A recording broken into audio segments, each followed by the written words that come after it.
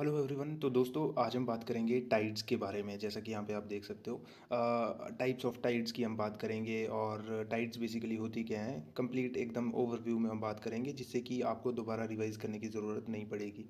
तो चलिए शुरू करते हैं।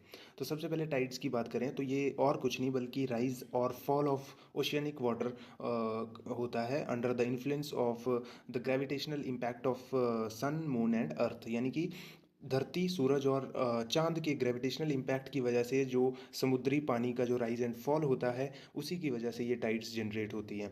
अब टाइड्स जो होती हैं वो भी दो तरह की होती हैं। बेस्ड ऑन ड्यूरेशन हमें दो तरह की टाइड्स देखने को मिलती हैं। यहाँ पे आप देख सकते हो, एक होती हैं डायरनल टाइड्स और एक होती हैं सेमी डायरनल टाइड्स।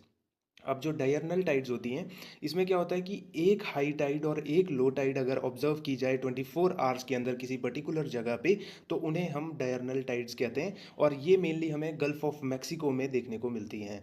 उसके बाद सेमी डायरनल टाइड्स की बात करें तो इनमें क्या होता है कि अगर हमें दो हाई टाइड्स और दो लो टाइड्स जो हैं देखने को मिलती हैं किसी पर्टिकुलर जगह पे विद इन 24 आवर्स, तो उन्हें हम सेमी डायरनल टाइड्स कहेंगे। और ये हमें मेनली हमारे इंडियन ओशन के अंदर देखने को मिलती हैं। उसके बाद बात करें types of tides based on intensity. Intensity के बेसिस पर भी टाइड्स को जो है डिवाइड किया गया है। और इंटेंसिटी के बेसिस पर अगेन इन्हें दो पार्ट्स में जो है डिवाइड किया गया है टाइड्स को। एक होती हैं स्प्रिंग टाइड्स और एक होती हैं नीप टाइड्स। स्प्रिंग टाइड्स में क्या होता है कि जो हाई टाइड्स होती हैं वो हायर हो जाती हैं और लो टाइड्स जो होती हैं वो लोअर हो जाती हैं।